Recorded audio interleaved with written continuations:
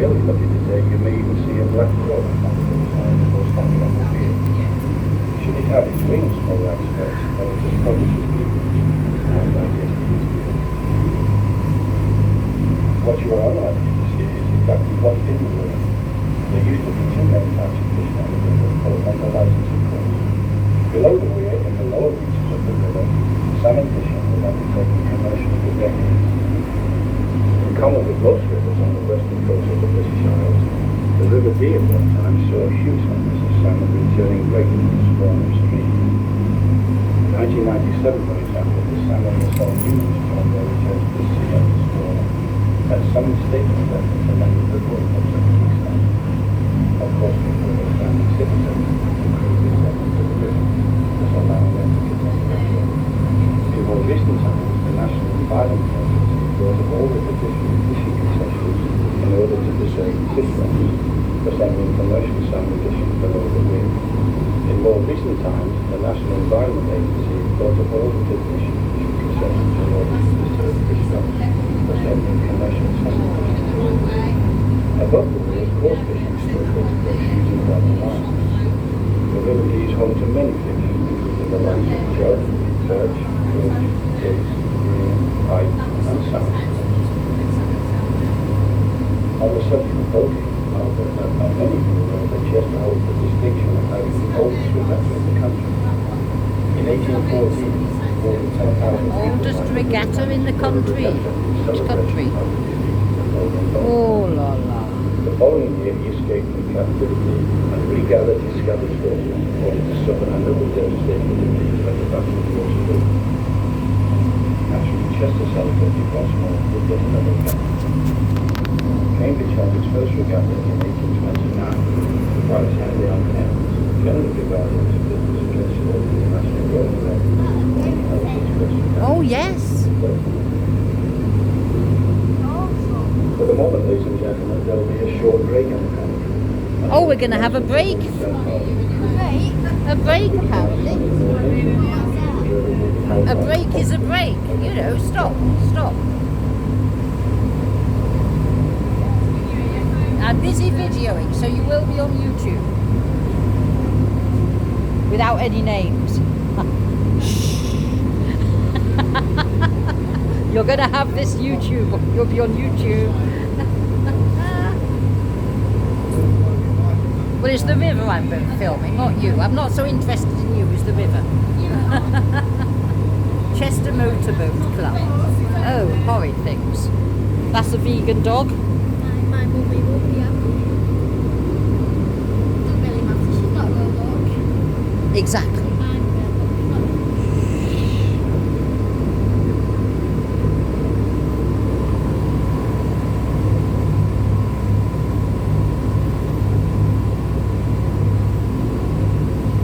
Look at those big gardens up there. They have a lot of garden. More British yang. Yeah. That's a diner. How down market, how American. Oh dear. Mind you. Look at that lovely willow tree. Some proper shape. Oh, look at all these pieds d'artère. It's all very elegant. It's all very elegant. Only down market people say the word posh. Elegant is what people with taste. Exactly. Real robbos use words like posh when it means absolutely zilch. Especially coming out of anyone's mouth when it says posh. Look at those apartments. Now those are elegant. Bijou apartments. Little apartments. Very nice. Oh, there's an old boy going up the steps. You get no privacy when you live on the river.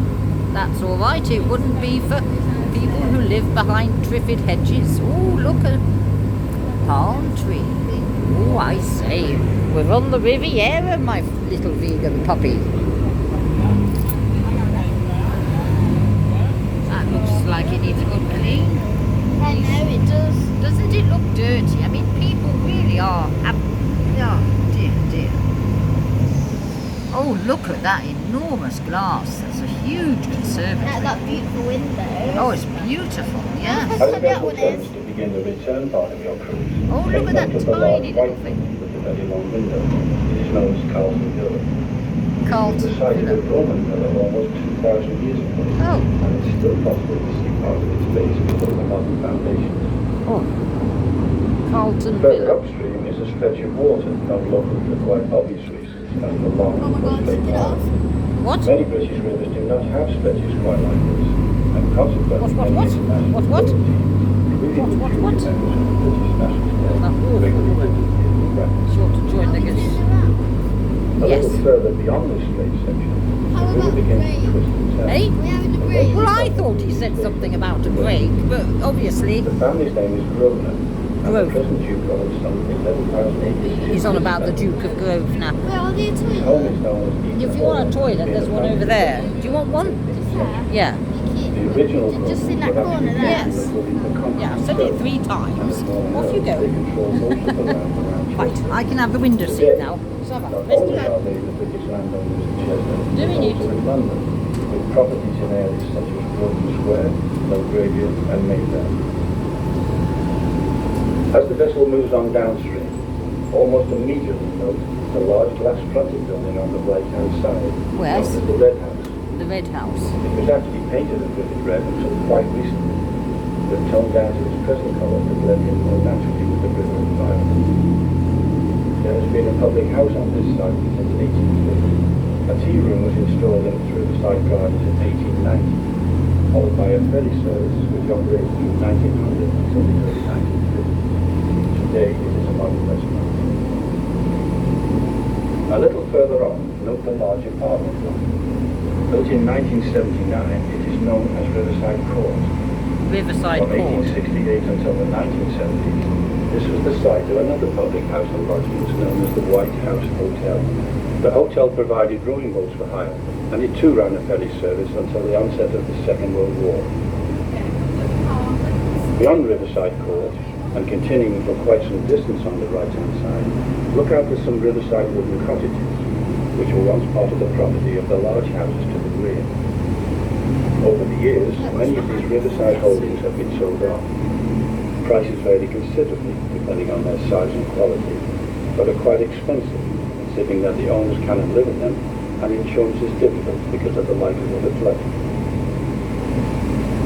Now turning to the left-hand side and far away in the distance, you will soon be able to see part of the city skyline. Oh. To begin with, look out for the fourth roads, how majestic it is. Originally, this was the site of a 7th century Saxon minster, but following the arrival of the conqueror in the 11th century, the first Norman earl of Chester, that long, fortified the building of an abbey in 1092. In 1540, along came Henry VIII, and in order to divorce his first wife, Catherine of Aragon, he stood with the Church of Rome and made himself head of the newly formed Church of England. From this point on, Chester's Abbey became its cathedral. In 1992, Chester celebrated its 900th anniversary, firstly of an abbey and then as a cathedral. Queen Elizabeth II herself joined Chester's celebrations by granting ordinary status of the city, in recognition of its historic importance. Oh, they're boating. I have a boat like that. We had a mayor, Do you? now we have a lord mayor. Inflatable.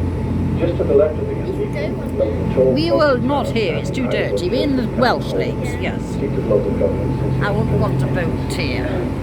very much in the style of the French chateau. Oh, yes. Surprisingly, Oh, yes, by nice the things. Irish, with Nice the things. development with only 20 Ça va, mon amour, ça va. Il Still a on the joué. left-hand side, but sweeping well to the right, you will notice a tall chimney. This is Chester's Lead Shot Tower. This tower was built in 1799 to provide lead shots, otherwise known as musket balls, primarily for use as ammunition in the Napoleonic Wars. Although a number of such towers were built at this time, Chester's Tower remains not only the oldest of the 3 remaining towers in the UK, but as a reminder of those far-off days. I'm sure you will have noticed that for quite some time we've been travelling around a long bend in the river. In the 11th century, the land on the left-hand side was actually an island, known in those days as an isles or isle, and was owned by the Norman earls. When the last earl died without an heir in 1237, the land passed to the crown and was eventually sold off. Today it's a water meadow prone to winter flooding, and just as in medieval times, is still referred to as the Earl's Isle. Returning once more to the right-hand side, one Unfortunately can't not. help but notice the large castle-type building set back in the Sadly, trees. yes. It is known as Wellmore Hill. People have to and own was originally horses, built they as don't the let them retirement be home of a free. very famous Chester Victorian architect by the name of John Douglas. He was responsible for more than 400 buildings in It's and around very the hot. city, Oh, and was particularly noted for his splendid chimneys, some resembling sticks of barley sugar. I'm glad I'm down here. It's By up far there, his it's most very famous hot. piece of work is the It's marvelous too hot. wrought iron framework supporting Chester's Oh beautiful yes. dock right Oh, at look Euston, at that big house. the symbol of Chester throughout the world. Building work started on Wellmore Hill in 1898, but unfortunately was still not quite finished by the time of John Douglas's death in 1911.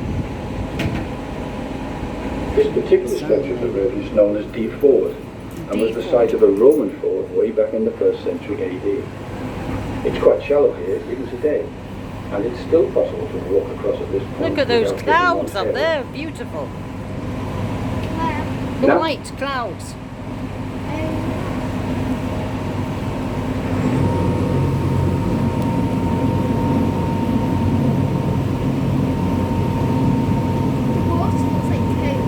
It does, doesn't it? Dirty, mucky creature. Oh.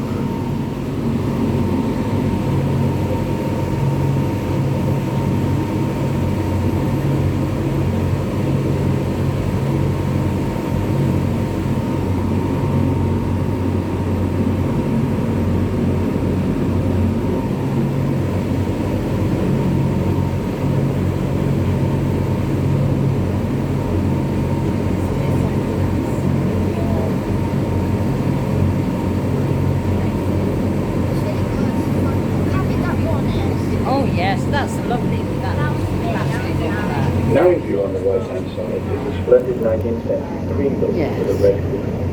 Once the residence of a wealthy Victorian family, it is now divided into self-contained apartments.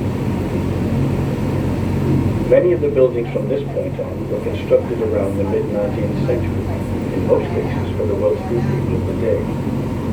The railways came to Chester in the 1840s and tourism started to boom. The city also became a fashionable centre for the rich and famous, many of whom chose to build their houses in the suburbs.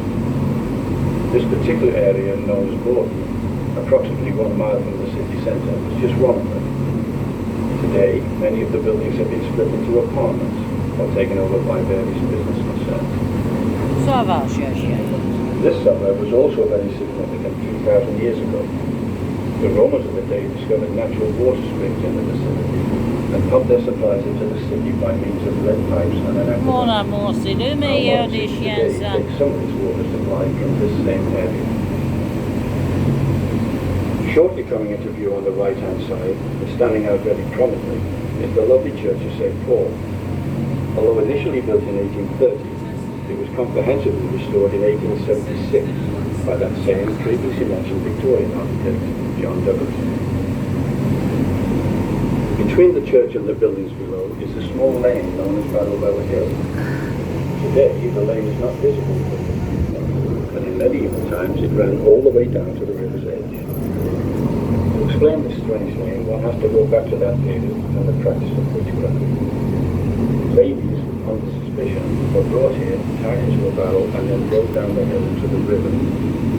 Should the lady subsequently drown, then she would be deemed innocent and already on her way to heaven. However, should she survive this ordeal, then she would be declared guilty, taken from the barrel, and transferred to a place of execution, where she would then be hanged. Clearly a classic no-win situation.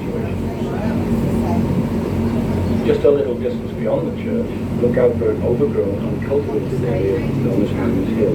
St. John, This that's was the there. place where certain executions were carried out. A little known fact is that 15% of those executed were actually men. It is still contemplated land and is unlikely to be built upon in the foreseeable future. From the 13th to the 17th century, some 300,000 unfortunates suffered at Cinderfeld to ride the last such trials in England in 1712. For many years this was also the site of more general public executions, the last one being in 1801, when John Clare, a young man in his 20s, was convicted of stealing and brought here in chains for a way to hanging. Having escaped from custody, he then drowned trying to swim across the river to safety. Nonetheless, he was dragged in the river and hanged anyway. The whole gory process took well over an hour and caused such revulsion that public executions on this spot stopped forthwith. However, they still continued elsewhere in the city until 1866, and the Britain as a whole stopped completely 2 years later in 1868. Just ahead on the right-hand side, and partially hidden by the huge trees, look out for the very tall red brick building, in appearance just like a fairy tale castle.